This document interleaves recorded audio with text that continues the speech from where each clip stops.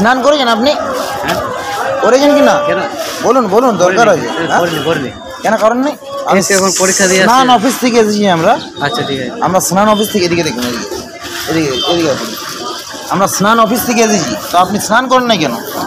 কালকে রাত্রে গিয়েছিলাম বোখারো, পরীক্ষা। আচ্ছা ঠিক আছে, ওদের পরীক্ষা ছিল, রাত্রে আসছে, এখন আমরা আসছি।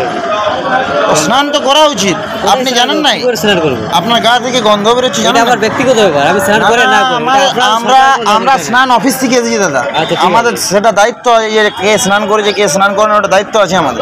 দায়িত্ব আছে ঠিক আছে, কিন্তু আমি স্নান করিনি। তো কেন করেন না? ওটাই তো বলছি, সময় পাই না করার, আর কি করবো? তাহলে আপনার ভুল হয়ে গেছে। হ্যাঁ, তো আমার ভুল আছে, ঠিক আছে একদম, ওটা তো বলছি, দেন ফাইন দেন। কিসের ফাইন?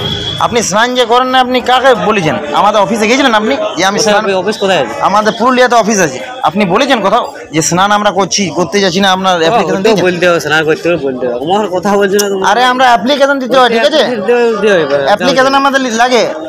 আমরা রঘুনাথপুর থানা থেকে পয়েন্ট করা আছে, ঠিক আছে, আমাদের অফিস পুরুলিয়া। আমরা স্নান অফিসে, আপনি দরখাস্ত করেছিলেন? দরখাস্ত করেছেন? আমি যদি বলি স্নান করে নাই, এবার কি বুঝতে পারছি আমি স্নান করছি? আপনার গন্ধ দেখা যায় তো, গাটা গন্ধ তো লাগছে আমার।